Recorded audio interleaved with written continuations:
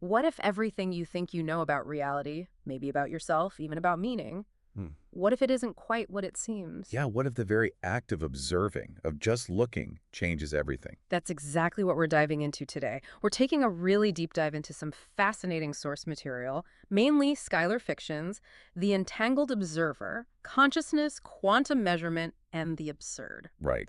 And our mission really is to explore how these three fields that seem so different, quantum mechanics, consciousness studies, and existential philosophy, how they all kind of converge on one big idea, Which is, that the observer is never really separate from what's being observed. We're tangled up in it. so we're going to unpack how meaning might not come from some objective fixed truth out there. Exactly.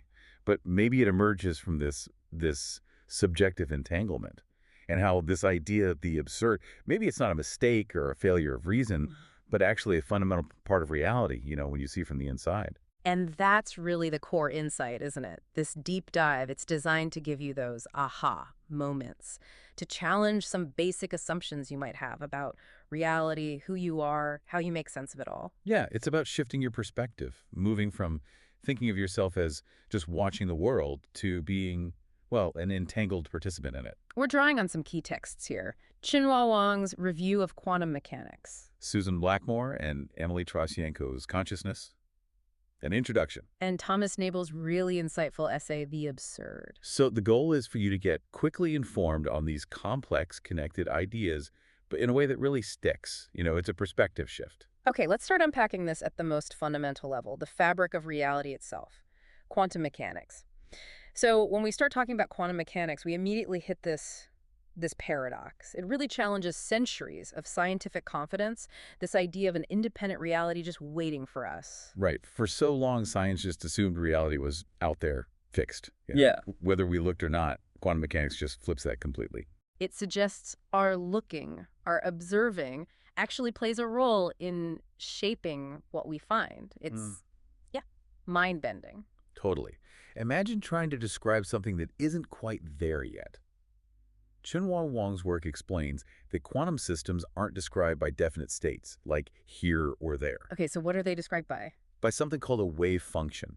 And you should think of this wave function not as telling you where a particle is, but more like encoding all the possibilities of where it could be or what its properties might be, like momentum or spin. It's kind of a probabilistic blur. And this isn't just us not knowing, right? Like flipping a coin and not looking yet. Exactly. That's the key point. It's not just a lack of knowledge, it's fundamental indeterminacy. Wang explains that quantum particles exist in what's called superposition. Superposition. Meaning, Right. instead of being definitively here or definitively there, a particle is, in a very real sense, both and all in a probabilistic blur until it's measured. So it's not just unknown, it's genuinely indeterminate. It doesn't have a definite position before you look. Precisely. It literally exists in this cloud of potential states until something interacts with it in a specific way. The classic example everyone brings up here is Schrödinger's cat, right? Right. The poor cat. It helps grasp this weirdness. You've got a cat in a box, a radioactive atom, poison. You know the setup. If the atom decays, poison released, cat dies. If not, cat lives. Okay. The quantum twist is, until you open that box and observe the state of the atom itself is in a superposition. It's both decayed and not decayed simultaneously. Which means the cat. Oh, wow. Exactly. Which means the cat, connected to that system, is in some very real quantum sense, both alive and dead at the same time. Until you look? Until you open the box. The act of observation seemed to force the system to choose, to resolve into just one reality. Right. It collapses all those possibilities into either atom decayed, cat dead, or atom not decayed, cat alive. So the act of observing collapses the possibilities into one actual outcome. That's the idea. And it leads to this radical insight. The observer isn't just a passive witness standing apart. They're an active participant. Yes. The measurement causes the wave function to collapse, transforms infinite possibilities into that single observed outcome. Like all potential reality snapping into one definite state. So we're not just recording what is, we're actively changing what could be into what is. In a way, yes. Sure. And this isn't just about what we choose to look at, but also about what we can look at simultaneously. Think about the Heisenberg uncertainty principle. Right. Position and momentum. you can't know both perfectly at the same time. Exactly. And crucially, this isn't about having bad measuring tools. It's not a limitation of our equipment. It's fundamental. It's built into reality itself. The more precisely you know a particle's position, the less precisely you can possibly know its momentum, and vice versa. They're linked in this fundamental trade-off. So when we choose to measure position accurately, We inherently lose precision on momentum. The observer has to choose how to interact with this field of potentialities, and every choice you make excludes other possibilities. this just completely undermines that classical idea of a fixed external reality just sitting there waiting. Absolutely. In the quantum world, there's no detached standpoint. The observer is always inside the system. The moment we measure something, we kind of bring it into definite existence. We bring that property into definite existence, yes. And by doing that, we become part of its history. What we observe is shaped by how we choose to look, by the very questions we ask it. This goes beyond just what we can know, right? It affects the nature of reality itself, its ontology. It does. The mathematics behind it, like non-commuting operators for position and momentum, it implies that reality itself is structured by these limitations. You just can't know certain things simultaneously with perfect accuracy. It's like the universe resists being fully known from one single viewpoint. That's a great way to put it. So the big takeaway here is, there's no God's eye view in quantum theory. No absolute perspective from which all truths are simultaneously knowable. Instead, there's just partiality, Yeah. context, collapse. Partiality, contextuality, and collapse. Yeah. Exactly. Meaning emerges only through interaction. Now, someone might say, hold on, a Geiger counter can collapse a wave function. It doesn't need to be conscious. And that's a fair point. Uh, Technically, it's interaction that changes the system, not necessarily consciousness itself. A Geiger counter interacting with a particle counts as a measurement. but But when you start thinking about more complex systems, especially biological ones, or systems involving perception, intention, interpretation, okay. like us, Mm-hmm. then the line between the system and the observer gets incredibly blurry. Where does the particle end and the measuring device begin? Where does the sensory input end and conscious perception start? It's very hard to draw a clean line. So why does this quantum weirdness matter to, us in our everyday lives? Because it means we don't stand apart from the world we study, or even the world we just live in. We are fundamentally entangled participants in reality unfolding. It's not just about tiny particles. It's a whole different way of seeing our relationship to everything. It totally undermines that classical dream of the detached observer. It forces us to see that meaning, like position or momentum, emerges only through interaction. We're not just looking at the universe. We're in it, looking at ourselves. Beautifully put. And what we see isn't fixed certainty. It's this dynamic interplay. Probabilities resolving into fleeting facts. So the question changes from what is the universe? To what does it become when we interact with it? And maybe, who do we become in that interaction? Which leads us perfectly into thinking about the observer of consciousness itself, the self. Does that hold up any better? Okay, so if quantum mechanics pulls the rug out from under an objective external reality, Yeah. then consciousness studies seem to do something similar for the internal observer, that stable sense of I. It's like finding yourself in that hull of mirrors, isn't it? No fixed world out there, and maybe no fixed self in here either. Consciousness, like that quantum particle, flickers into form when observed. But who or what is doing the observing? And that's where it gets really fascinating and honestly quite confusing. Susan Blackmore and Emily Troshanko, in their book Consciousness, an introduction, they really lay this out. What's their main point? They point out there's just no consensus on what consciousness is, how it arises, or even whether it's real in the way we assume. Wow, no consensus at all. Pretty much, where our everyday language is filled with this idea of a stable self. The I that experiences things, directs attention, has thoughts. Right, I think, I feel, I decided. Exactly. But modern neuroscience, psychology, philosophy, they increasingly challenge that grammar. They suggest there might not be a stable, unified self, just the illusion of one. That sounds paradoxical. How can the self deny itself? It does sound like a knot, doesn't it? But it mirrors the quantum puzzle. Just like observing a particle collapses possibilities. Our consciousness seems shaped by the very act of looking inward, by introspection. The harder you try to grab hold of that self, the more it seems like, well, smoke? You find bundles of things, memories, sensations. Bundles of memory, sensation, interpretation, but not a solid, independent I sitting behind it all. So the brain isn't just passively receiving information. Not at all. That's a foundational insight. The brain actively constructs our reality.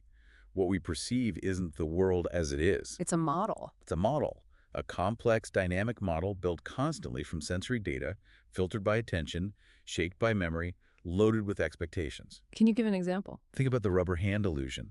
You see a fake hand being stroked, your real hidden hand is stroked at the same time. You start to feel the rubber hand is yours. Yeah, that's weird. Or phantom limbs, feeling sensations in a limb that's gone. Or synesthesia, where senses get mixed up, like sounds having colors. What do these tell us? They show how our sense of body, and therefore our sense of self, is kind of a virtual simulation, an ongoing act of neural storytelling, as the source puts it. Consciousness is not a stage with an actor, but a flickering projection with no projector. I like that metaphor. It's a good one, right? No stable showman running the show. And this instability becomes really clear when you look at altered states. Like meditation or... Deep meditation, psychedelics, trauma, even just dreaming. In these states, the boundaries of the self can completely dissolve, blur, or change dramatically. The witness can vanish or split. Exactly. Yeah. Out-of-body experiences where the I seems to float above. Deep meditative states where the I disappears altogether, leaving just presence. These aren't just glitches. They reveal something fundamentally unstable about our usual sense of me. And neuroscience backs this up. It can't find a self-center in the brain. That's the striking thing. There's no single spot. No little person inside watching the show on a Cartesian theater screen. So what do they find? They find neural correlates. Distributed patterns of brain activity that track with conscious states, but don't fully explain consciousness itself. So the self is more like a pattern, a song, not a singer. That's a great analogy. A pattern, not a presence. A song, not a singer. And this is where the parallel with quantum mechanics gets really deep. Both fields start with something seemingly solid, the classical body, the Newtonian particle, and end up with uncertainty, recursion, collapse. And in both, the observer is tangled up with the observed. Inextricably. The brain, like the wave function, deals in probabilities, feedback loops, partial coherence. You can't step outside your own consciousness to observe it objectively. Which creates that strange loop you mentioned. To know my consciousness, I have to split myself into observer and observed. Which is the very act that creates the feeling of a separate self in the first place. It's like trying to see your own eyes without a mirror. Impossible. Daniel Dennett calls this the user illusion, right? Exactly. That feeling of a central controller, the me inside, is an illusion created by countless parallel brain processes that generate a useful central narrative. And Thomas Metzinger argues there's no self, just a self-model. Right. A model the brain creates for practical reasons to navigate the world. It's a useful fiction, a trick. We are the experiences cohering into a story, not selves having experiences. This even shakes up our idea of free will with things like Libet's experiments. Yeah, showing brain activity before conscious awareness of choosing. It suggests we often notice our thoughts and urges after they've already started forming.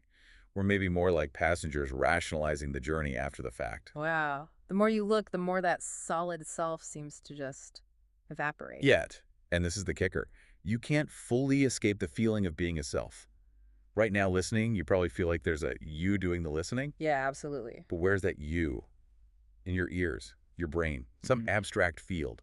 Trying to pin it down changes the experience, just like measuring a quantum particle changes its state. You reflect on your thoughts, but that just generates new thoughts. It's like the camera trying to photograph itself from the inside. Perfect analogy. Yeah. So let's explicitly draw the parallels between quantum indeterminacy and this unstable self. Okay. Both realms lack a view from nowhere.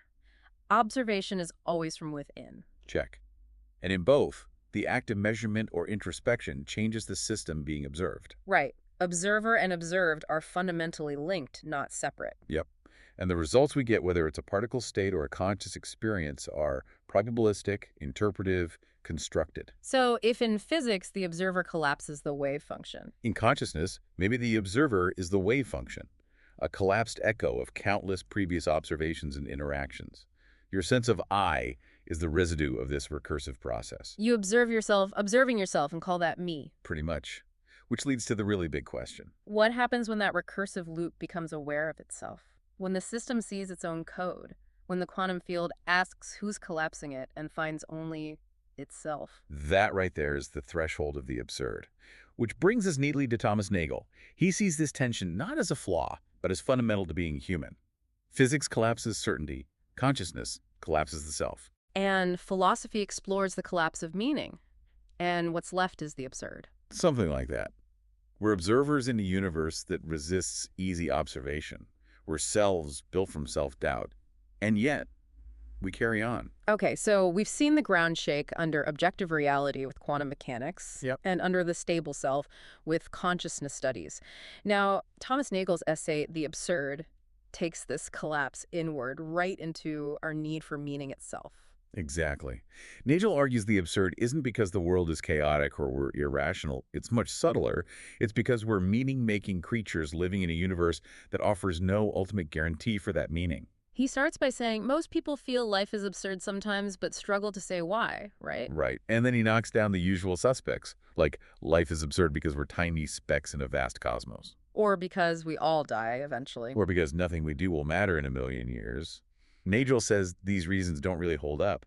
If meaninglessness in a million years makes life absurd now, why does it matter now? It's a bit circular. And being bigger or living longer wouldn't automatically make life meaningful either. Precisely.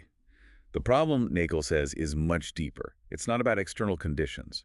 It comes from a clash within us. Between two perspectives, we can't escape. Exactly. First, there's our deep, unavoidable seriousness about our lives.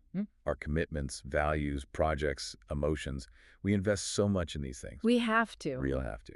But second, we also have this unique capacity to step back, to question it all, to reflect, doubt, see our lives from a detached perspective, take nothing for granted. And it's the friction between those two, between being immersed and being detached. That's the engine of the absurd, according to Nagel.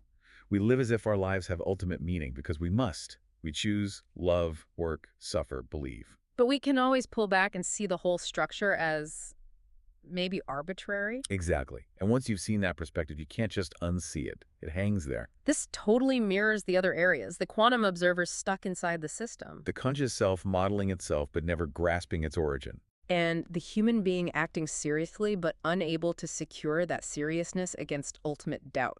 Meaning becomes provisional. Always provisional. Always contingent on a commitment made without final proof. And what's key is that both perspectives, the engaged and the detached, are valid. We can't escape being embedded in our lives. But we also can't deny our doubts, our capacity for that external view. Right. Think about a cat chasing a laser pointer. That's not absurd because the cat can't step back and question the why. Okay. But a person devoting their life to, say, climbing the corporate ladder, who then suddenly asks, wait, why am I doing this? What's the ultimate point?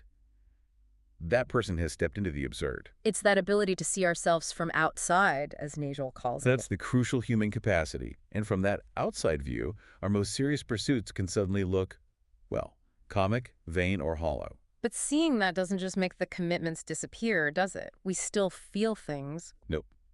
We still feel pain, seek love, worry about things. Which leads Nagel to his core definition. The absurd is not the result of life being meaningless. It is the result of life being meaningful to us, even as we recognize there is no higher guarantee that it should be. Wow. It's the tension itself. It's the unavoidable friction. And this is where it all comes together, the grand synthesis. Okay, lay it out. Quantum physics. No observer-free universe, only what manifests when measured.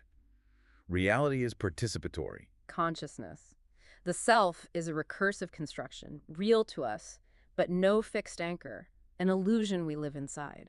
Existential philosophy, via Nagel, meaning is an embodied choice. Valid because we live it, not because it's universally justified from nowhere. So these aren't separate problems. They're describing the same fundamental condition from different angles. Exactly. The collapse of the external view. The impossibility of stepping completely outside the system, whether it's the universe, the mind, or the justification for our values to certify it. But Nagel doesn't say, okay, give up then. Not at all. He resists despair or nihilism. His suggested stance is irony. Irony, like being cynical. No, not bitter or cynical, more like a wry smile. Acknowledging the contradiction, seeing the cosmic joke in our intense seriousness, and carrying on anyway. Like a philosopher slipping on a banana peel, you see the comedy in the collision of high ideals and clumsy reality. So the absurd isn't a reason to stop, but maybe a reason to lighten up slightly? Kind of. But it's not detached laughter. It's the laughter of beings who know they're tangled in a mystery they can't solve, yet still get out of bed, still engaged, still care. We endure within the meaninglessness, or rather, the lack of ultimate justification. We're both the wave function and the observer, the Yeah. self and the illusion, the actor and the critic all at once. Beautifully put. So Nagel's absurdity isn't defeat, it's recognition. Recognition that our condition is structurally incomplete. Any self-aware system leaks, reflects, doubles back. It's not a bug, it is the code. So maybe instead of desperately trying to fix the leak or find solid ground, We learn to live within it. Maybe there's freedom in letting go of the illusion of control, like consciousness studies suggest. Maybe we accept indeterminacy, like quantum mechanics shows. and maybe we find courage, as Nagel suggests, not in certainty, but in embracing the absurd with clear eyes and maybe even a strange kind of joy. That's the hope, Yeah. which fundamentally changes how we think about knowing things, right? If the knower can't be removed, what does knowledge even become? Can we build a way of knowing and being that honors this entanglement, that leads us to thinking about epistemology, Right. a new way of knowing? We're not on solid ground. But maybe we're dancing. Yeah. Okay, so if the observer is tangled up with the observed, if consciousness is this recursive loop, Hmm. and meaning collapses under ultimate scrutiny, what's left of knowledge itself? What does it mean to know something? That's the crucial question, isn't it? We've sort of deconstructed certainty. Now, can we build towards a different kind of coherence? Not static, objective truth, but maybe something more dynamic, more interdependent. Entanglement as epistemology, as a theory of how we know. The old dream was objectivity, right? The view from nowhere. Descartes, the scientific method, trying to strip away the subjective. That was the ideal. Stand outside, observe dispassionately. But as we've seen, both quantum physics and consciousness studies show that ideal is, well, probably impossible. In quantum mechanics, the observer isn't neutral. They're an agent of collapse. Right. Chunhua Wang's work makes that clear. Every measurement changes the system. The particle's position isn't just discovered, it's manifested by the inquiry. The universe fundamentally resists that separation. Knowing is participating. And it's the same in consciousness studies. No pure self observing from outside. Exactly. Blackmore and Troshenko show the self isn't a mirror reflecting the world, it's part of the reflection itself. Our knowledge is always filtered through our biology, brain structure, language, memory, desires. What we know is always filtered through what we are. So that God's eye view is out, the view from nowhere. It's a hallucination. It seems that way. The more you chase it, the more it dissolves. What's left, what's real, is the view from within. Not as a limitation, but as reality itself, which leads to seeing collapse as creation. How so? In quantum mechanics, observing means making a choice. Measure position or momentum. Spin up or down. The answer depends on the question asked. That's contextuality, not just anything goes. Precisely. The result is real, but real within that specific framework. And this maps beautifully onto how we know things generally. What we know depends on how we frame our attention. Yes. Perception is selective. Language shapes thought. Concepts are inherited. Every act of knowing is an act of framing, and every frame is partial, situated. But that doesn't make knowledge meaningless. No, it makes it conditional, relational, enacted. Oh. And in this light, collapse isn't about loss. It's about emergence. We only see what collapses through our lens, and that's the only way knowing happens. It seems to be. Think about consciousness again. We don't experience the full buzz of all brain activity. We experience a constructed narrative, a coherent thread, a wave function of mental states collapsing into momentary awareness. That is consciousness. So knowledge isn't a mirror. It's a dance. A dance with the world, yes. Yeah. And the dance gets even more intricate when you think about the co-creation of observer and known. Quantum entanglement, two particles linked, measuring one affects the other instantly, no matter the distance. The whole isn't just the sum of parts. Right. Measuring one is intervening in their shared reality. Metaphorically, this suggests a radical epistemology. No, and known aren't separate. They're nodes in a web. Exactly. Meaning arises in the interaction between them. This resonates with phenomenology. Consciousness is always consciousness of something. No subject without object, no object without subject. Just the relation. And Nagel's absurdity fits here, too. The doubter is part of what's doubted. Perfectly. The absurd arises from that inherent recursion in all knowledge. So knowledge isn't static. It's performative. We enact meaning in relation. So what does this mean practically for you, listening? It means letting go of the fantasy of absolute certainty, embracing situated inquiry, seeing the world not as a problem to solve, but a responsive partner in dialogue. Understanding truth as something that evolves through resonance between knower and known. Yes, which calls for a different posture, not conquest or mastery. But humility, collaboration, presence. Exactly. You could call it quantum epistemology, recursive realism, relational knowing. Lots of terms floating around. But the core insight is we are always already inside the system we seek to understand. And that's not a defect. That is the condition of being conscious in a conscious-seeking world. Understanding is partial but meaningful, situated but real, fragile but luminous. We replace certainty with coherence, truth with resonance. Knowledge is a net woven within the world. So the absurd isn't a dead end, it's a threshold. Yes. The death of objectivity isn't the death of meaning, it's the birth of relational truth. Truth that moves with us because it's made with us. We're not broken beings longing for totality. We're entangled observers in a reality that responds to us. We collapse wave functions. We conjure selves. We reach for meaning inside the absurd. So the question shifts fundamentally, not is this absolutely true? Yeah. Does this way of knowing help us live more deeply, more honestly, more connectedly within the mystery? It's a call to action for you. We're not on solid ground. But we are dancing. Which brings us to how we actually live this. Okay, so living as this entangled observer, knowing knowledge is partial, the self is recursive, meaning isn't guaranteed. This requires a pretty radical shift, doesn't it? It really does. It means giving up those comforting ideas of detachment, certainty, a fixed identity. It means embracing something more fluid, more responsive, maybe more courageous. It's not resignation, it's an awakening. If quantum mechanics collapses reality, consciousness collapses the self, and Nagel's absurdity reveals that gap between seriousness and doubt, how do we live with all that? Right. How do we live when both the world and the self feel unstable? And meaning isn't guaranteed. It's about moving beyond that constant search for certainty. Which drives so much of human behavior, right? Religion, science, politics, often promising solid ground. Absolutely.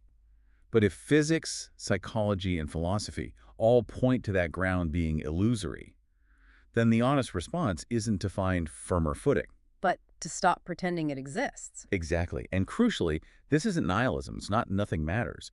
It's recognizing that meaning is not what we find, but what we make in the face of uncertainty. Like the quantum wave function holding possibilities until a choice collapses it. That's a great analogy. Life holds infinite possibilities, but they need collapse through choice. We have to choose to live as if something matters, not because it's objectively proven, but because the choosing itself brings it forth, participates in its reality. That's what living with the absurd means. Not denying our seriousness, but holding it lightly. Yes. Act with purpose, knowing it's provisional. Love fully, knowing the self is shifting. Speak truth as best you can, knowing it's relational, not absolute. This brings us back to Nagel's irony. Not cynical irony, but Tender irony. Yeah. That's the phrase used in the source. Seeing our human drama as both incredibly profound and slightly ridiculous. The philosopher crying into the void, then smiling at the echo. seeing the loop, acknowledging it, but not being paralyzed by it. Right. It's the freedom that comes from realizing we don't need ultimate justification to be kind or to matter. We do not need to be gods to be kind. We do not need to be eternal to matter. And paradoxically, seeing the self as an illusion makes compassion more urgent. It seems to. If meaning is constructed, its ethical weight actually increases. If there's no external source of purpose or moral law. Then how we treat each other is the source. Ethics becomes immediate, human-centered. Precisely. Which leads to embracing embodiment and presence. Your body isn't a limitation, it's a revelation, an instrument for participation. Through senses, emotions, movement, we collapse possibility into presence. Yes. Think about mindfulness meditation as a concrete example. You observe thoughts, feelings, the sense of self arising and falling away moment by moment. You don't escape the recursive loop, you learn to rest within it. Exactly. It's not disassociation, it's reassociation with direct experience, without demanding permanence. And this reflects a broader ethical stance. Living well isn't about rising above entanglement, but deepening within it. Being present with others' pain, taking responsibility even with a shifting self, speaking with integrity despite a partial view, living in dialogue. All of that, which points towards meaning as an emergent pattern. The absurd isn't the end of meaning, it's the start of a deeper kind. When we stop demanding final answers, we open space for emergent coherence. Yes, meaning arising from inner resonance, shared understanding. Like quantum interference patterns, human meaning emerges from the superposition of many voices, stories, choices. It's a field, not an axis. You can't always define it perfectly, but you can feel alignment. You can feel it. like truth or awe or music. This isn't relativism. Anything goes. It's relational realism. Everything is connected. Meaning is braided into life suffering, history, art, silence, you, me. Which brings us to the spiritual impulse. It remains even after science, philosophy shatter old frameworks. It seems to. But it has to transform. No more clinging to a metaphysics of separation. God over there, soul inside, heaven somewhere else. What emerges instead? The sacred within entanglement. The divine not as object, but as relation. Not other, but the mystery through which everything arises and falls. A spirituality that honors uncertainty, kneels before the unknown, not for salvation, but because it holds us. A spirituality of collapse, of emergence, of recursion and awe. One that truly says, you are not the observer standing apart. You are the observation becoming aware of itself. You are the question collapsing into answer. You are the universe looking at itself and laughing. Yes. So the question becomes, can we live this? Not despite absurdity, but through it. Finding meaning not above the collapse, but in its echoes. Okay, so after all these collapses, certainty, self, objectivity, maybe even traditional meaning, what's actually left? Are we just left with nothing? It might feel that way initially, but the argument here is that we're not left at a dead end. We're at a new threshold.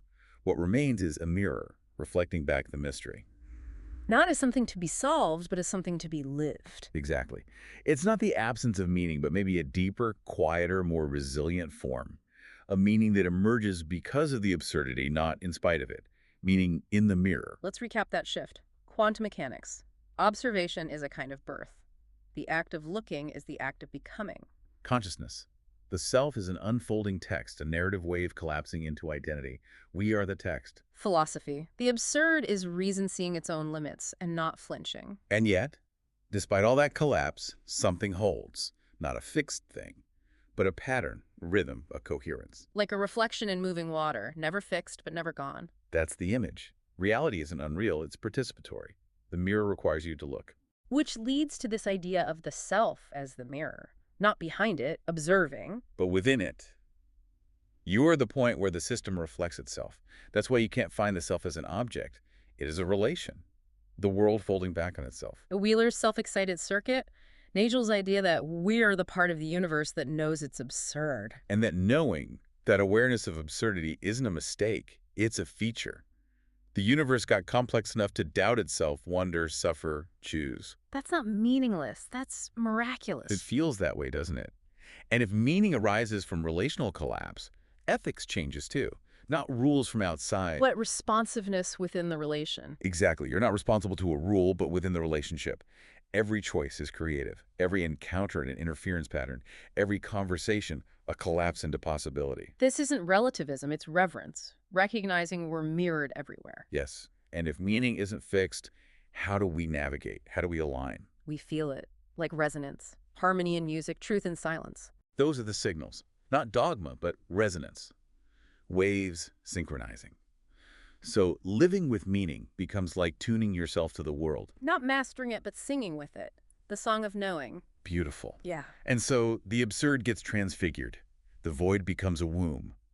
Irony opens into grace. Because if the universe is absurd, Then so is your laughter. So is your love. So is making breakfast while galaxies die. None of it is ultimately justified from some imaginary outside point. and yet all of it is real. And maybe in the mirror of collapse, that's enough. Maybe the point was never to solve the mystery. Maybe it was just to stand within it, say yes, and really mean it. So we've journeyed through quantum physics, consciousness, philosophy, all pointing to this entangled observer. You, the observer, are part of the system, meaning emerges from that entanglement. And the provocative thought to leave you with is this. You are a wave function collapsing into self. You are a question turning into voice. You are the observer the universe became, just in time to wonder. And the mirror stares back, not with the answer, but to remind you, you are the question. And the only real meaning looks into the void and keeps becoming. Collapse again, collapse with courage, collapse into meaning. Thank you for joining us on this deep dive. We really encourage you to keep exploring these ideas in your own life. Until next time, keep collapsing, keep becoming.